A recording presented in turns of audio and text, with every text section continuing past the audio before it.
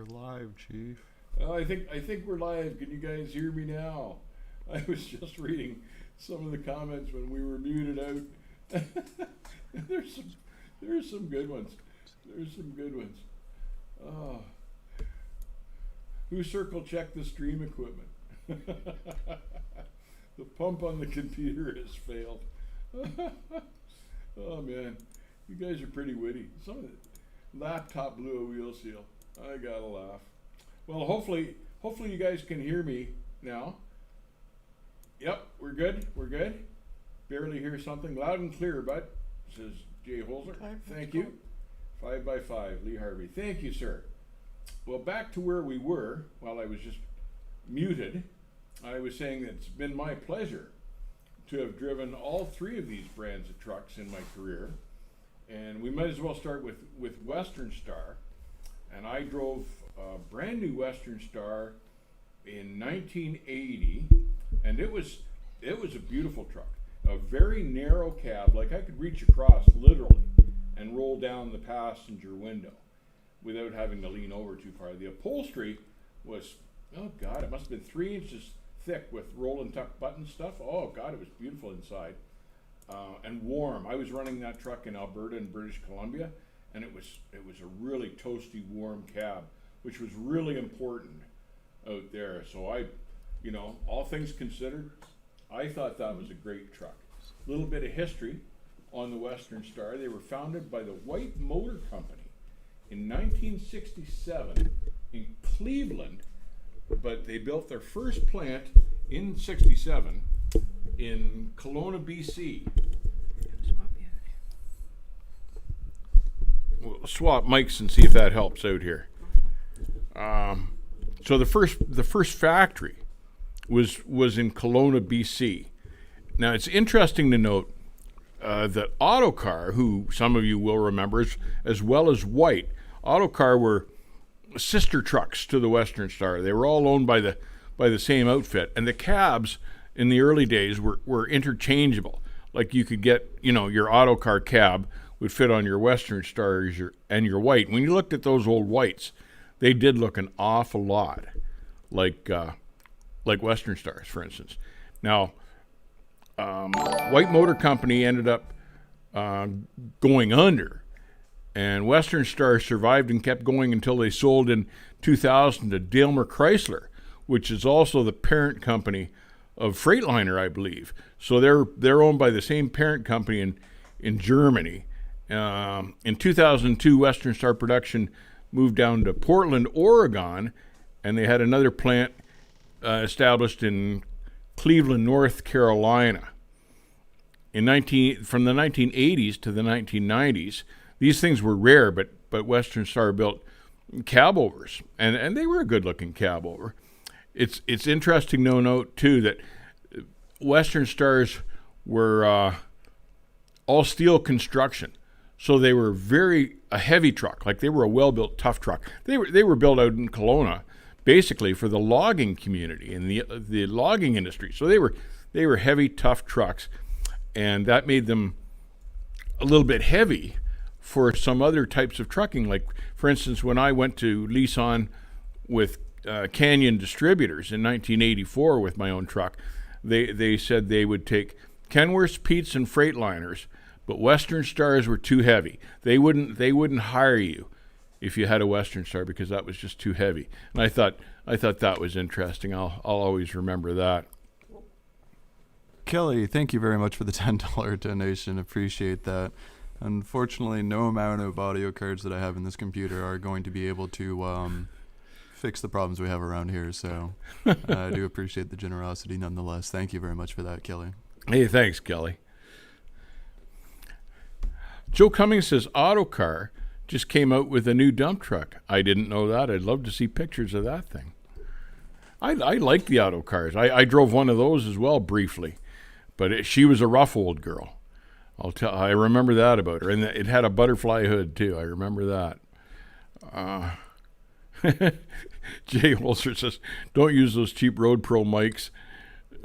Sound like you've got a good Astiac mic now." Jeff Sutton, Western Star was a great truck, except the cab would start to rust. Yeah, because they were steel cabs. Aluminum doesn't rust, but steel certainly does. Yeah, good point. Good point. They had rust issues when they got older, especially if they were in high salt environments. I remember going to the Walcott Truck Show with the Lettuce King, the first year that the Western Stars changed their cab and made them kind of bulbous and high to make more room inside, more interior room. And the Lettuce King said it looked like someone threw a hand grenade in the truck and then shut the door, and the whole truck went boom. And that's how they got the bulged out sides. Oh, man. Joe Jones, thank you very much for the 5 beans. 2022 Volvos will come with a free pair of steel toe flip-flops for the flip-flop mafia drivers out there. Thank you very much for the 5, Joe. Man, you guys are right on the mark today. It's going to be a dangerous stream. Tim Field says he likes the look of the Western Stars, and the new ones, the drop nose. Out of all the drop nose trucks, I have to say that the Western Stars may be the most attractive ones to me. I kind of like the look of those, and apparently they're a well-built truck. So, what else do I know about them? Detroit's now. I believe the standard engine for the Western Stars now is pretty much a Detroit engine for some reason. GP Transco's here. Love my last video about getting some things straight. Well, thank you. It was good to get a few things off my chest. I feel better myself for it. So thank you. I appreciate that. I'll try not to get so mad today. Back in the 80s, this is Joe Cummings. Back in the 80s, I worked for McHugh Brothers Crane. They were an all-order car fleet with 318 Detroit, 13-speed double over, and 2-speed bogies. Huh, kind of an unusual combination. Kyle Gentile's here. Hey, Kyle. All the new test trucks drive around me. I see them all day long from the Portland plant. Yeah, because that's where they are. So that's where you'd see them. I haven't been out to Portland in a few years. I miss going out there. Mormons were big, says Joe Jones. Yes, they were. They were a hand-built truck. They were a special truck to have, and that was Western Stars out of Kelowna. Were all hand-built, piece at a time. They brought the parts to the frame rails. It wasn't the other way around. So it was a very well-built truck, just like the Mormon was. So they have that in common. Yeah, there was no assembly line building out of Kelowna for these trucks, and they were tight, beautiful trucks.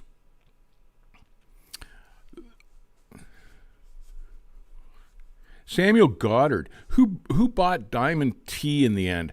I want to say, I could be wrong about this. I want to say that White Motors also bought them out and absorbed them into their company and then just stopped production. I wouldn't swear to it, though. I could be wrong about that, but I seem to recall that.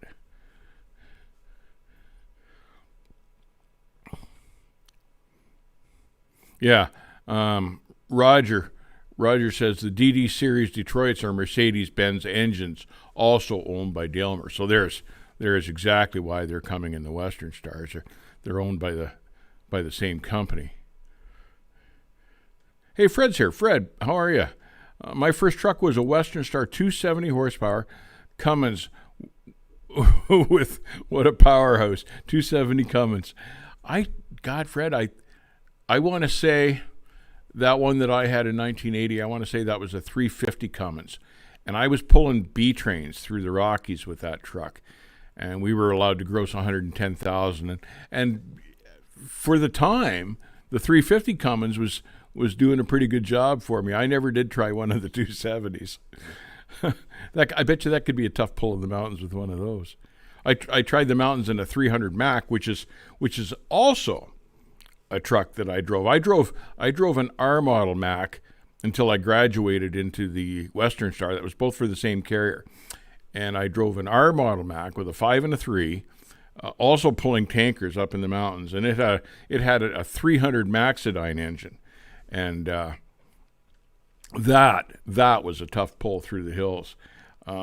Macks, came out of Allentown, Pennsylvania. They were founded in 1900 by Brooklyn, New York, and they saw service in both world wars. They went through some rough times financially, like a lot of trucking companies do. And finally, they were purchased by Volvo in the year 2000. So Volvo owns Mack now, and they've got plants in Salem, Virginia, Greensboro, North Carolina, and the powertrain is built in Hagerstown, Maryland, which is kind of strange because they got to do a lot of shipping back and forth to all these plants that they've got. You'd think they'd consolidate the operation, but they had plants in Oakville, Ontario, which is unusual, and Hayward, California.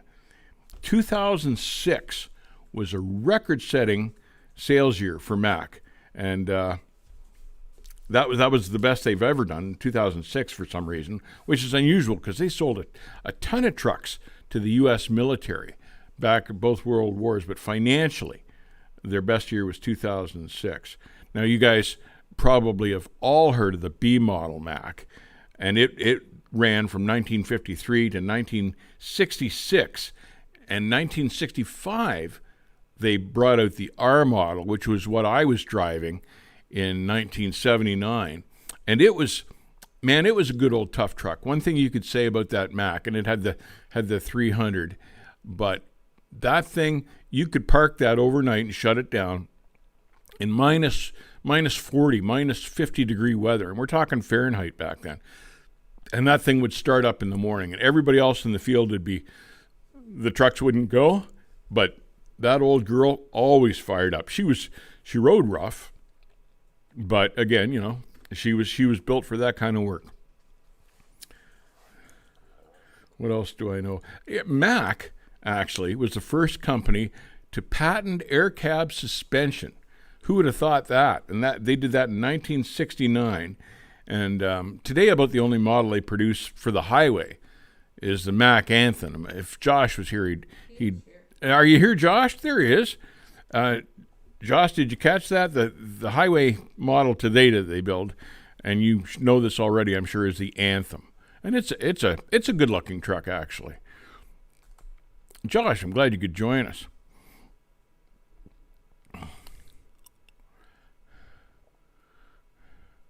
Josh says he's a diehard Peterbilt 389 fan now. Oh, come on, you still like the Macks, I know you do. Hey, Shannon's here.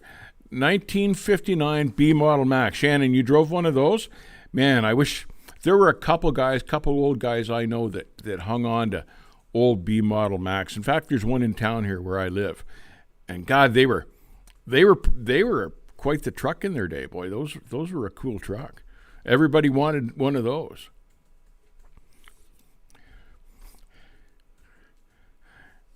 AJ Deere T680. The R model must be one of the trucks with the longest production phase. Let me tell you what it was. The R model, started in 1965, and they still produce the R model. So yes, you're right. Very long running model truck. Joe Jones, old Mack spring packs look 3 feet deep on the axles. Yeah, they sure did. Man, they were sprung for big weight, and that which was part of the reason they were kind of rough to ride, but they were a tough old truck. Josh Bulldog says Mack Anthem, replace the Mack Anthem axle back sleeper. Shannon says we poured the runways at DIA with concrete out the back of 59 B model Macks. That's going back a few years, Shannon. Wow. Shannon says, the old man told me if we learned how to drive those, we could drive anything. That's an interesting statement. I'd have to agree with that. The Mack that I drove, the R model Mack, wasn't particularly good in snow. And I know that old girl that I had, and considering I ran that up in northern Alberta, and there was a lot of snow up there, and that old girl that I drove walked all over the place in snow. It was hard to keep it on the road. You were constantly paying attention to the wheel, but no power steering back then either, which was for better or worse. But I remember it liked to wander in the snow. That part of the problem, though, would be the tires. We had tube tires back then, so that would be part of the problem. Get off my lawn. I run a 2019 Mack Granite Super Dumper, and he loves it, he says. Yeah, for some types of work, like Macks are still involved in a lot of construction work. Even around here, that's the truck of choice for the construction companies because they're tough. Samuel Goddard said there are more older trucks being put back into commercial use in the U.S. and Canada. Here in the U.K., we're seeing older Scanias, Volvos, and EFRs being put back to work. Yeah, Samuel, we are seeing that over here as well. And it's part of the reason we're seeing it over here is because of the emissions regulations. And part of the reason is, too, that the older trucks were just easier to fix and repair and keep running. Some of these new ones, you just almost...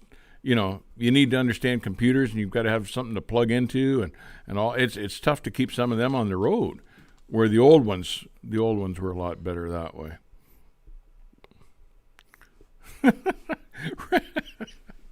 Red Wine 5 says we should be called the Swift Trucking Channel because we're always late and issues with the equipment.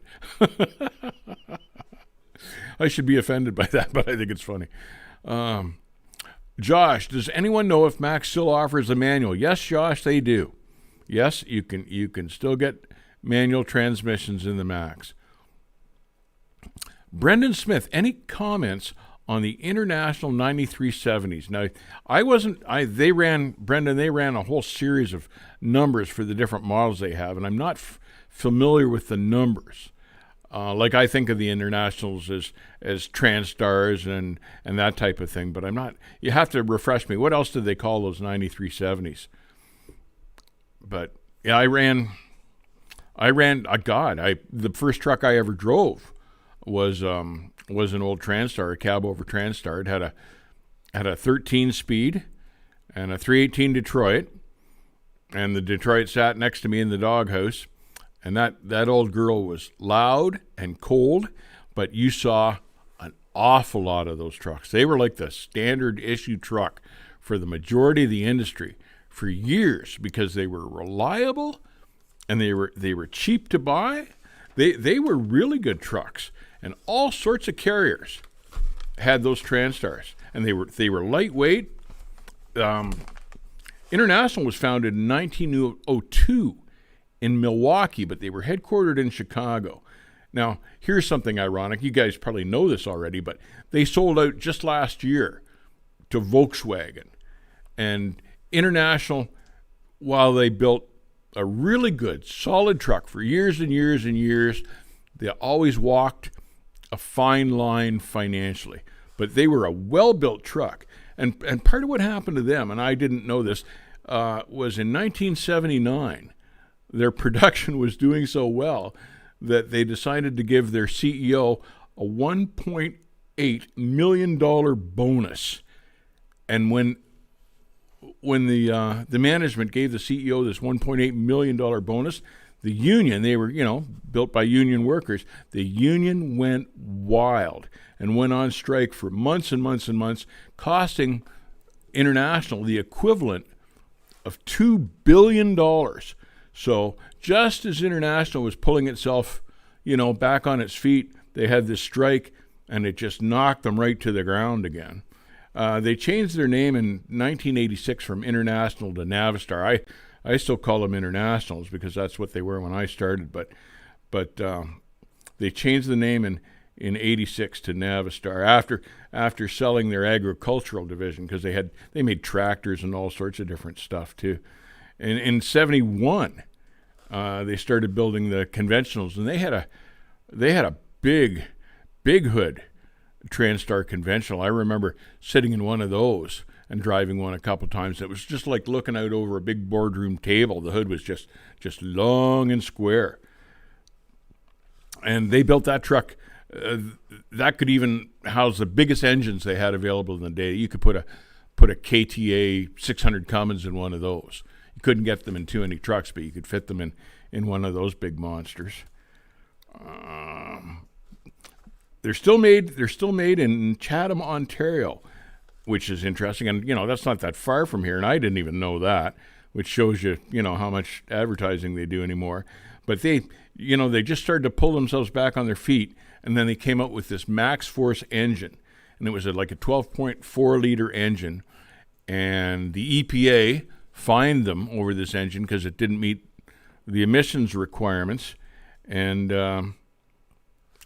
they also had a lot of trouble with them mechanically. So they had so much trouble they quit producing them, to the point that today you can only get an International with a Cummins X15 engine. But in 2012, the EPA was fining every Max Force engine that came off the line, and they were trying to meet the emissions requirements with just using an EGR valve and not going with the SCR. Didn't work out for them, and they were in trouble when Volkswagen bought them last year. It's good to see them survive, but they were in trouble financially. Better catch up on my comments here.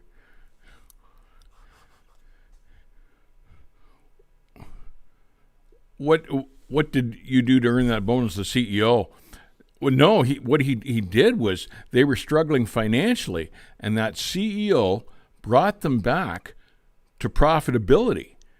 And the management, the board, was so pleased, and they'd gone from just scraping the line all the time to pretty well profitable. They gave them that huge bonus, and that just sent the union right off the wall, because, they thought that was an outrageous amount of money, and of course it was.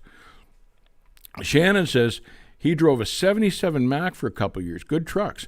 Placed those dump trucks in places in the Aspen Valley that were spooky. Yeah. Some of those, well, it's funny sometimes where you get to ask to put these trucks, and the engineers and the construction guys have no idea where you should or should not put a truck. But that doesn't stop them from asking you to do it. And sometimes it's not safe to do it. Sometimes you can get away with it. Sometimes you get lucky. Sometimes you don't. One of the challenges of dump trucking. Everett says, I am 34, and the first truck I ever drove at the age of 6 was an 84 Peterbilt 359 limited edition. Man, Everett, you started at the top. I wish I could have said that. Boy, nice truck to start out with. Grilled Mortal. The Max Force is a ship anchor. That's exactly what we used to call them. We call them boat anchors, but they had such trouble with them that, they just, I hesitate to say they were junk, but I never ran into one mechanic that thought those were a good engine. Jay Holzer says you can get a Volkswagen-built A26 in an International now. I did not know that. Huh. But Volkswagen's big into modern technology, so I could well believe it. Camaro LT1 says you are wrong, Dave. The 12.4 is still around and called the A20s. Oh, didn't know that. So I knew the 12.4 Detroit was still around. Wait a second. The 12.4. Are you saying that the 12.4 Maxidine is still around? And they call it an A26. So they've reworked it. So it's basically the same block as what you're saying, but they've reworked the engine.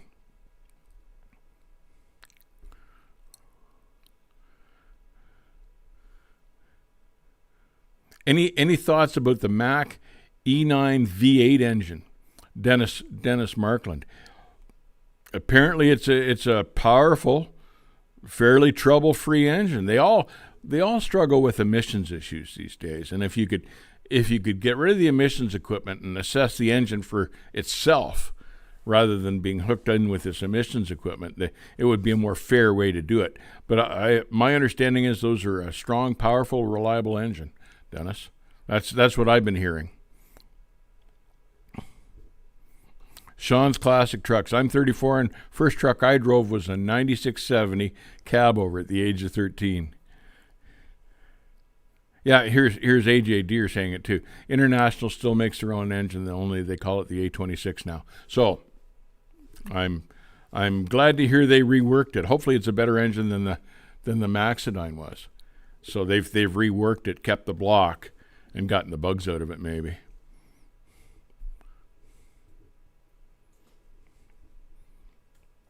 Oh, and SoCal Sandman reminds me of a question I wanted to ask him. He says, that's why I love my Cummins ISX. SoCal Sandman, isn't it unusual to find a Cummins in a Volvo? That's something I want to know. And did you order it that way, or did you find it that way at the lot? I'd love to know how that worked out, because I didn't even know that you could get a Cummins in a Volvo until you and I got chatting. So tell me, did you order that, or was it just on the lot like that? I'd love to know. Daniel, thank you very much for the $5 donation. Appreciate that. What I like about being a yard driver for Yellow is I get to operate all different kinds of trucks, manual or auto, Volvo, freight, Mack, Peter, and others. Thank you very much for the 5 beans, Daniel. Yeah, Daniel, you get to try just about everything and help form an opinion on what was your favorite, which ones you didn't like. That'd be a unique opportunity. You got to do like testing for a magazine or something, because you've got them all at your fingertips there.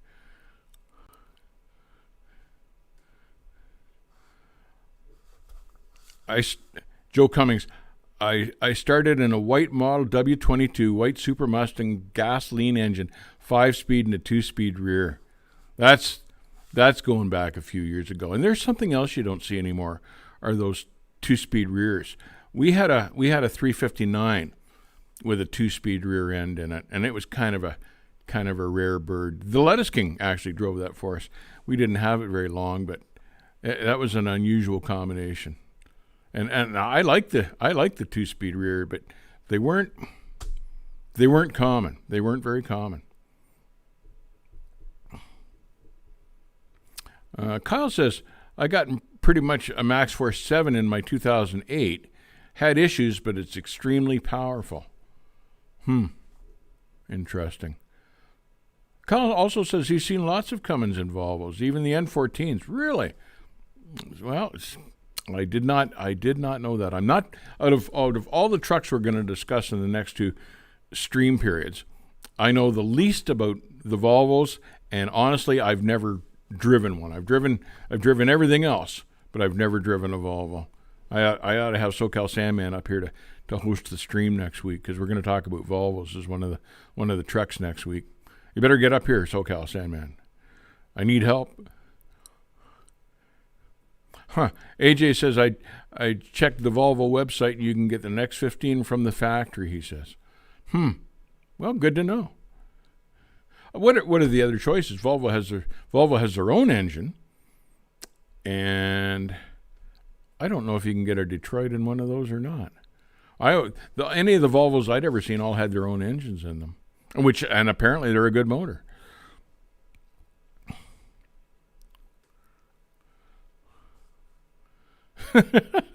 Joe Cummings says, uphill little girls on pink bicycles with baskets on the front can pass my W22. Oh, man. Brenton says the International 9300 is a conventional. So that would probably be the ones I would. And Brenton, they came in a short and a long hood version, I believe. And it was the long hood that I was discussing that could hold the KTA Cummins motors.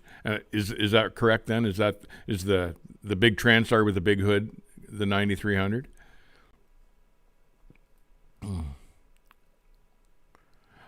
AJ says, I think Macks Force 7, and I'm going to assume that's like a 7-liter, is in some international smaller trucks and school buses. That's interesting too. I'm not aware of that, but because I only really know highway trucks, but I could believe that they would have a smaller engine for their school buses and stuff like that.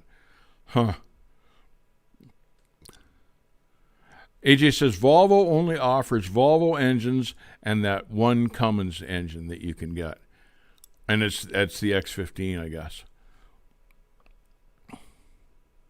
Tim Field agrees. The Volvo engines and Cummins. Kyle says an issue with the Macks Force 7 is the pistons and lack of lubrication to the valve train. So they're known for that, Kyle. Yeah, Camaro LT1 says Macks Force 214 to 217 till present age, all 12.4 with different tweaks. Yeah, so they rebuilt and redesigned the engine basically. Which truck has the best engine braking? Daniel Meredith. Well, as you know, Daniel, that basically is the job of the engine. Who sets up the Jake brake from the engine factory? Out of these three, let me think.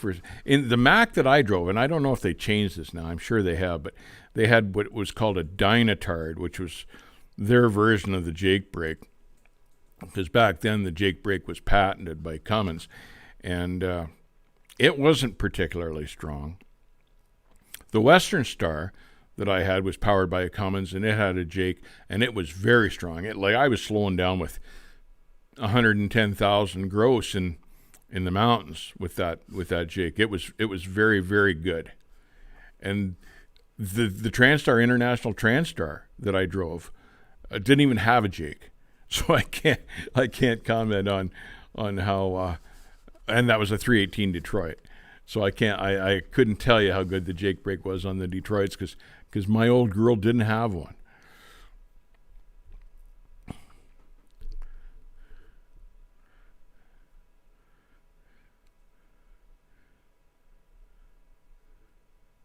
Grilled Morris says a Volvo is like a big minivan. He loves them. I've been in one and ridden in one, the Volvos, and I can tell you that the one I was in was very big inside, very roomy inside, and rode very well. And I was just in the passenger seat. I didn't get to drive it. But the one I was in the one time, as I say, beautiful inside, tons of room, and it rode really well. I liked the ride of it. I remembered that.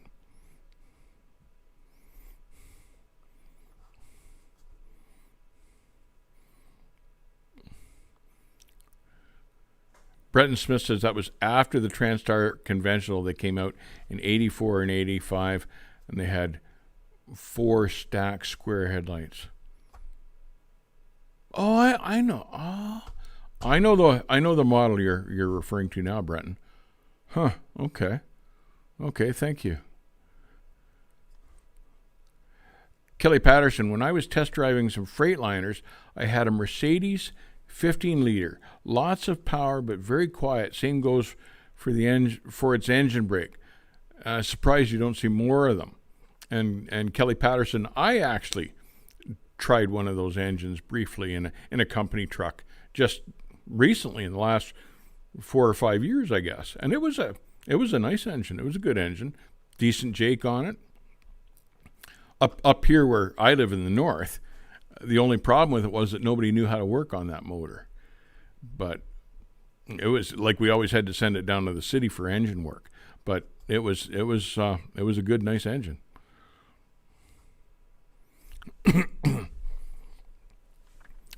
Tim Field says there's a big storm over in Nebraska. Where else did they had one in Colorado last week too? I think. Daedric Stone says, something I found interesting as a diesel tech for a while now, that the Volvo dealers won't touch any of the Cummins engines here at Kenworth. But they fix the Cummins powered trucks in Idaho. You probably, Daedric, you know better than I, but you probably need to be Cummins certified to work on those engines, and not all Volvo techs are Cummins certified. Maybe that's the deal. I don't know. That's interesting too.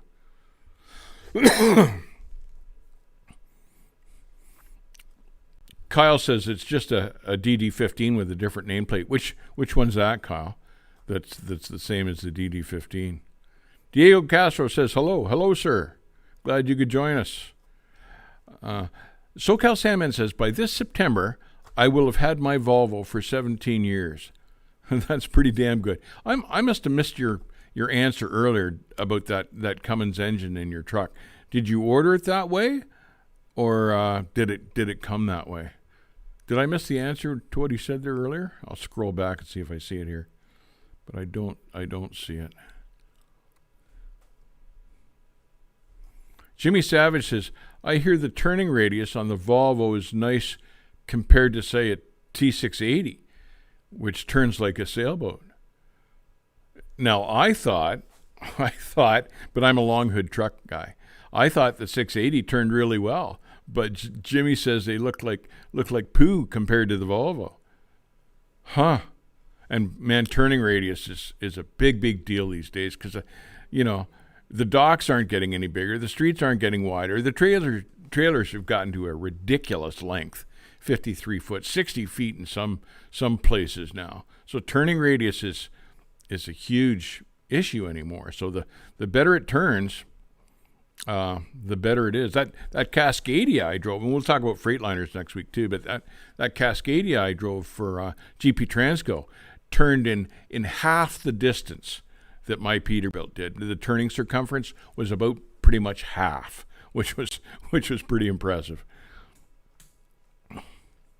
Lyndon Johnson says, those old Internationals with the Eagle package are still great-looking trucks. Yeah, they are, and there's one still around here that pulls flatbed. International also came out with a Harley-Davidson interior package, and I had forgotten that, but when I was brushing up on my notes, I was reminded of that. And I guess they're fairly rare, but they may have had that interior package with the Eagle package, and maybe that's part of the Harley-Davidson package. I'm not sure, but yeah, they were nice. And there is still one working around here, too, an old girl. It's up out of Sudbury, I think.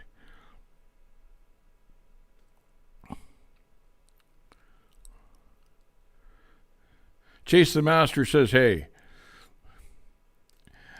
Brenton Smith says, I found an 85 International 9300 day cab with a big cam 350 Cummins with a 13 for $3,500. He's 16 years old, and that is a good first truck when I'm older. I want to own an excavating and trucking company. That would be a great old truck to start out with. Those big cam Cummins engines, the 350s, were really good. I had one of them, and I had all of the 400 series big cams 1, 2, and 3, and they were all really good motors. I never graduated to the 444, but all that series of Cummins engines were good motors, and the KTA, the old KTAs, were one of my favorite engines.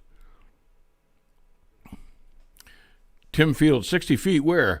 Well, California anyway, Tim, because I've seen them working down there. And a couple other states have adopted them now too, and I forget where they are, but they're definitely in California.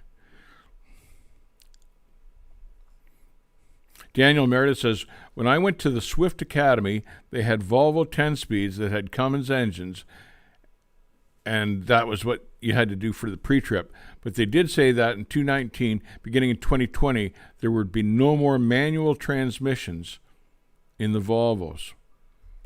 We'll get back to that next stream next week, because I hadn't heard that. I didn't know that, but that's interesting stuff. It's interesting that Mack, for instance, has hung on to the manual transmissions. You can get either in a Mack, and but some companies are phasing out the manual transmissions. Grilled Mortal. I used to run downtown Toronto many times with a double bunk Volvo. It was great fun. Awesome truck, even in the underground garages. Man, that's tough work down there, Grilled Mortal.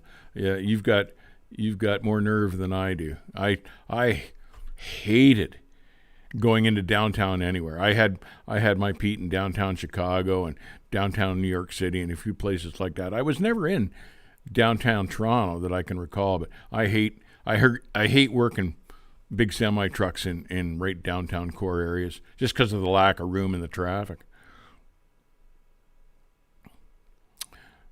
Joe Cummings, I must be old. My daily driver is an LTL 9000 Ford with a big cam 4.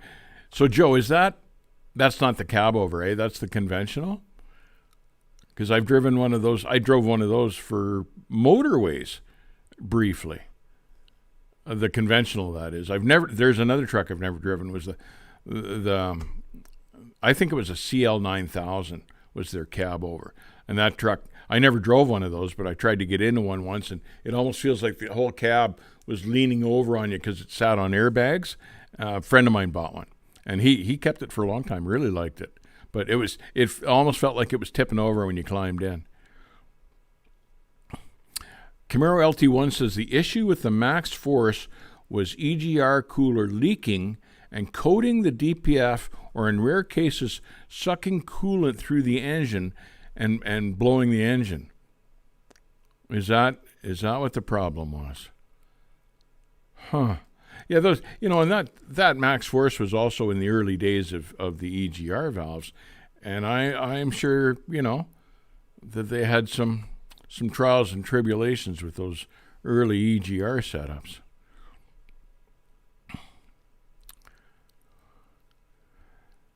Tim Field, I never saw them once in California. This is the 60-footers. I can't imagine them in California. The overhang swing with their 40-foot tandem axle law. Yeah, it was like watching the tail of an alligator snap, Tim. And the ones I saw were all being pulled by cab over phone booths. You know what I mean by that. They were a cab over with just a solid wall behind the driver's seat, no bunk, no nothing. And we call those cab over phone booths. But those were the only trucks allowed to pull those 60-foot trailers, and they did lightweight work. Like I know I would unload empty aerosol cans in L.A., and they would put them on a 60-footer and then take those aerosol cans to the plant to be filled. That was where I first encountered them. I couldn't believe it when I saw them. I don't think you could put a lot of weight on them just because of the expanse from the tandems. But, you're right about the 40-foot thing in California, too, so the tandem should have been pulled up. I don't know. But, yeah, that's what they used them for. They used them for auto parts in California as well, I believe. Jimmy Savage says manual transmissions are an endangered species these days. It's becoming more the norm, especially for the big fleets, to order automatics. And they I don't want to say eventually the manuals will be phased out, but certainly the tide seems to be going with the manual transmissions. And after all these years, at first when the automatics came out, they had a lot of trouble. And they said, they're never going to last. They weren't as tough. They had all sorts of issues. They were more expensive. They were heavier. But they they kept working on them. And it looks like they've got them right now. And SoCal Sandman says, you skipped over my answer again, Dave. So there's too much going on for me here. I'm an old guy, SoCal. You gotta understand your what you're dealing with here. I'm going back here until I find that answer.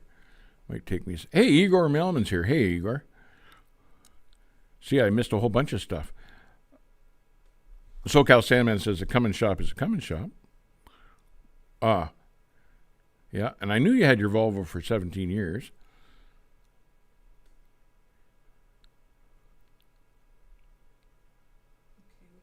Okay, I can't go back any farther than that, but I still didn't see the answer. Damn it all. Yeah. I guess it's a way to save money by manual automatic. Daniel, I know the boys at GP Transco told me that they gain over a mile to the gallon with the automatic transmission. And when you see a number like that, you cannot sneeze at that. That's a pretty respectable improvement on the fuel mileage that you've just got to pay attention to.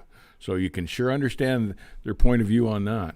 Breadman, big international truck show is coming up in August in Fort Wayne, Indiana, called Harvester Homecoming.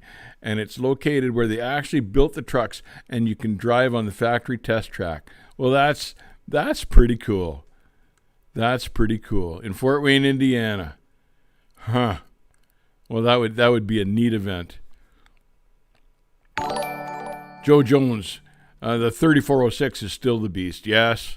Yeah, and the C15 is stronger yet. That's what I'm running, Kyle, the C15, and it's been a great engine. And I like to brag that I've got over a million miles on that. And I was thinking I've done that twice with trucks. And the other engine that I put over a million miles on was a big Cam 3 Cummins. I put over 1 million miles on one of those. So both good engines. Cameron, thank you very much for the $20 donation. Really appreciate that. Hope you're enjoying the stream thus far this afternoon. Also, Dave, to give you a pointer, SoCal put his answer in there again for you, past where he said that you skipped his question. So it's right there for you. Can you tell me what the answer is, Nick? Sorry. Well, Dave, you can read. There were 2 companies, NCA, that pulled 57 foot. About 6-7 comments up from the donation. There were 2 companies in California that pulled 57-foot trailers, Galo and Durskin. They pulled them with cab overs. But the answer I was looking for was whether his truck came like that or he ordered it special with the Cummins. That was the question I wanted to know. Igor Melman says, do you guys in North America still have manual transmissions as an option in Volvos?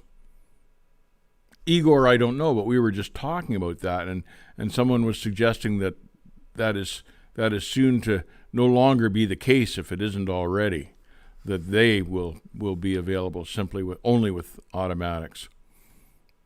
Daniel Moore says, good day all.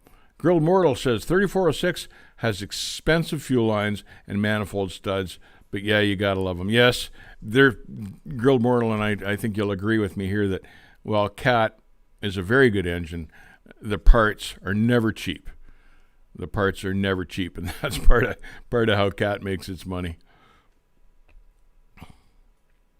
Sean's Classic Trucks. Is my engine a 6NZ? No, it's an MBN engine. That was what they called the bridge motor, and the adjustments to make it the same as the 6NZ were pretty simple. And I have made those adjustments.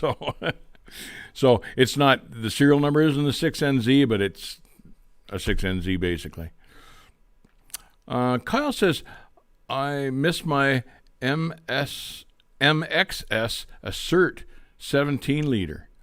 Some guys either loved or hated those Asserts, depending on, they seem to have, I know the Asserts had trouble with the turbos. A lot of the time the turbos would starve, the second turbo would starve for oil, and it would take the turbo out, and sometimes I would spit the parts and the fins into the motor, and that was never good. And a new turbo on one of those was like $7,000.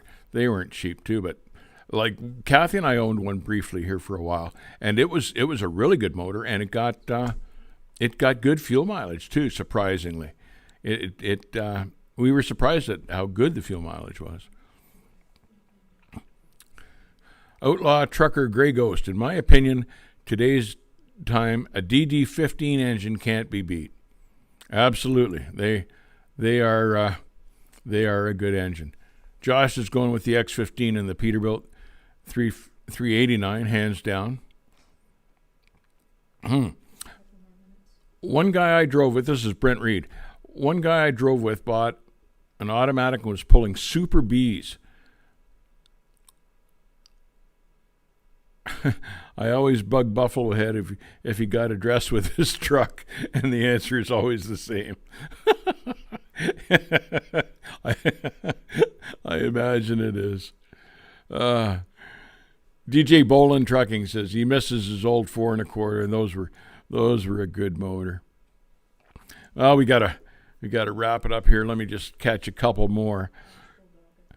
Josh Bulldog, Cummins X15 is my favorite engine, other than the Mack MP8, and it's okay to have more than one. SoCal Sandman says, I wish I could copy and paste. Man, that's real. There's the stuff. That's one thing I don't like about the stream is the stuff just rolls by so fast that an old guy like me can't keep up with it. That's on the 389. Pardon me? Yeah, Josh. Thoughts on the 389 going to an electronic dash? Oh, there it is. I didn't get that comment till now. Sean's Classic Trucks. I'm not a fan of the electronic dash. I have to say I like the gauges, and we're going to talk about this a little bit in one of our upcoming videos, because I tried the screen system on the Cascadia that I drove, and On my Pete, I can just scan all the gauges at a glance. I know where all the needles should be. And I found it a little disconcerting to have to study the screen longer to determine what the readings were on the gauges. Now, maybe that's something you get used to with time. I'm not sure. But that was one thing I did find disconcerting about the Cascade was scanning the gauges. And at one point, you actually had to switch screens to check all the gauges. You went from screen 1 to screen 2 or screen 2 to screen 3. I can't remember which. But and I bet you those screens are as expensive to hell to replace too. Whereas on an old truck like mine, you can just pop out the gauge, put in a new gauge, and Bob's your uncle. Anyway, I guess we better wrap it up. Thank you guys for all joining us. Thank you for putting up with the loss of audio early on. You guys stay safe. Hold on, I have one thing to say. Kathy's got something to add here. Everyone, make sure to catch our video this Friday, and make sure to ride that video out right to the very end. There's a photo at the end you might be interested in. Dave doesn't know it's there, Uh-oh. but check it out. Oh, God. What have they done to me now? Anyway, take care. Keep the rubber side down. Stay safe, and we'll see you on the backhaul. Good night, everybody.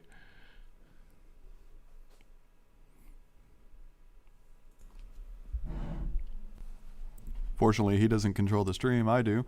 Kyle, thank you very much for the 10 beans. Really appreciate the generosity. Hope you enjoyed the stream today. Bit of a ramble today, but nonetheless, it was a stream still. Dave, if you want to go ahead and sign us off again there, just for good measure, we'll go ahead and do that now. All right. SoCal Sandman says, see ya, and so do I. Take care. Keep the rubber side down. Have a good night. We'll see you on the backhaul, everybody. Thanks for joining us.